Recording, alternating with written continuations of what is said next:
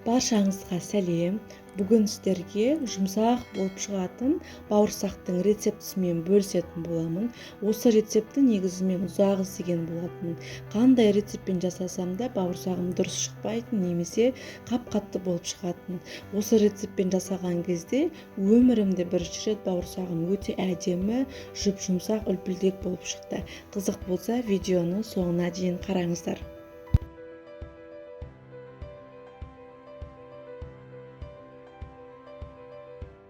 Ең алдымен илектен ұнымызды өткізіп алып саламыз. Одан кейін жылы су, жылы сүтімізді құямыз. Мендегі сүт дүкеннің сүті. Одан кейін 1 шай қасық тұз саламыз және де қант саламыз. Кішкене тәттірек болады.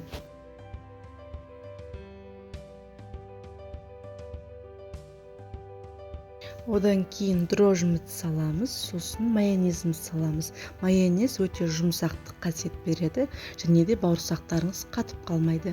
Одан кейін ең соңында жұмыртқаны саламыз. Енді жақсылап қолмен кішкене араластырып алып, қамыр илейтін боламыз.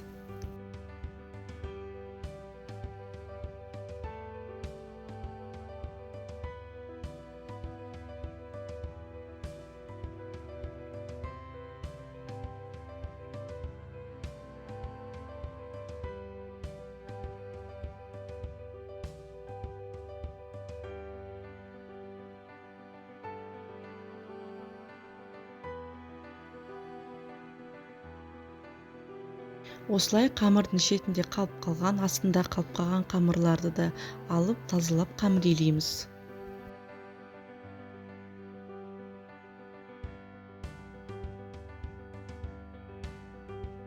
Мінекей қамырымыз да дайын болды. Міне осындай қатты қамыр болмасын және де жұп-жұмсақ сұйық қамыр болмасын. Видеода көріп тұрғандарыңыздай әдемі, қолға жабыспайтын қамыр болу керек. Енді жан-жағы жабыспас үшін сұйық май құйып, жан-жағын жағып шығамыз. Сол сұйық маймен кішкене қамырымызды қолмен басатын боламыз. Одан кейін жақсылап июі қану керек. Бетін целлофанмен жауып, артынан қақпағын жауып, жылы жерге қоямыз. Жылы жерге қойғаннан кейін 1,5-2 сағатта көтеріліп шығады.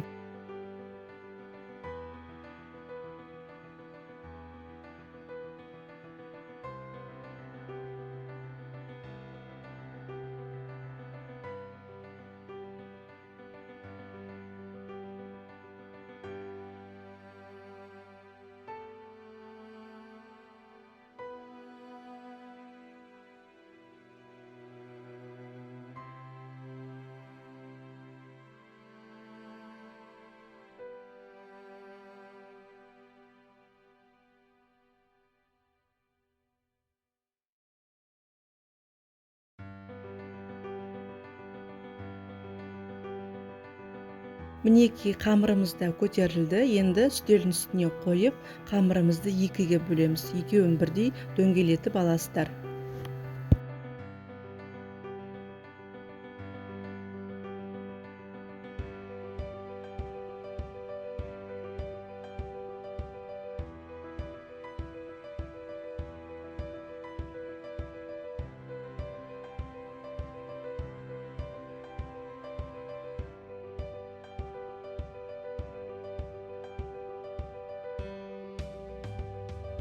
Мінекей қамырымыз дайын. Енді біреуін алып бетін жауып қоямыз. Екіншісіне аз-аздан ғана ұн сеуіп жайып бастаймыз. Үстелге қамыр жабысып қалмасын.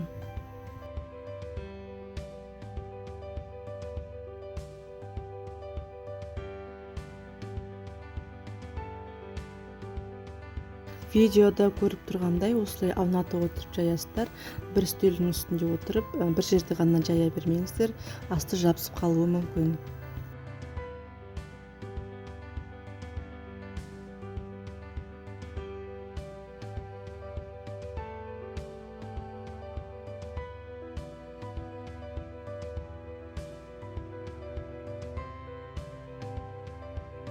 Осындай қалыңдықта болу керек.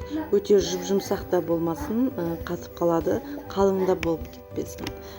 Bir шеті қалың, bir шеті жұқа болып қалмасын. Енді осындай стаканның көмегімен дөңгелек форма жасаймыз.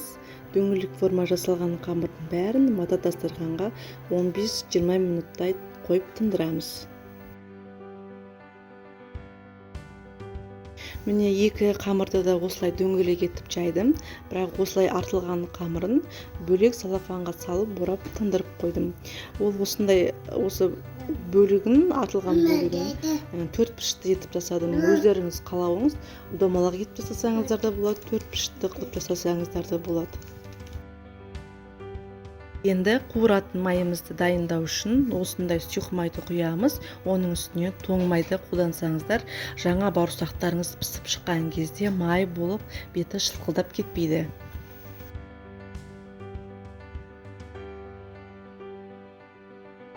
Мінекей майымызды қыздырып алдық. 15-20 минуттай тұрып бауырсағымыз көлемі көтерілді.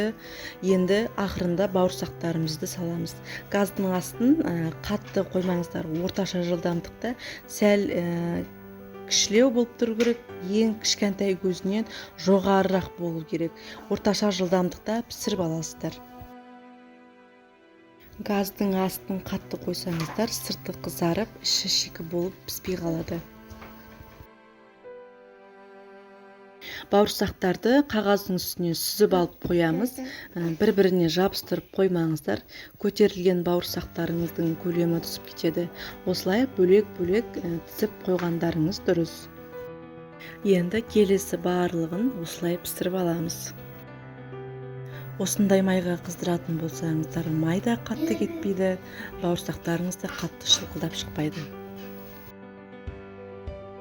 Мінекей бауырсақтарымыз да дайын болды. Мынау бірінші болып піскен бауырсақтарымыз. Көріп тұрғандарыңыздай жұп-жұмсақ, әдемі болып шықты. Басса да қайтадан көтеріледі. Міндетті түрде жасап көруге кеңес беремін. Өкінбейсіздер. Жасап көрсеңіздер, мені белгілеуді ұмытпаңыздар. Мен қуанып қалатын боламын. Сіздерге ұнаса, лайк басып, тіркеліп қойыңыздар. Сіздермен болған Гүлайым. Қош сау болыңыздар.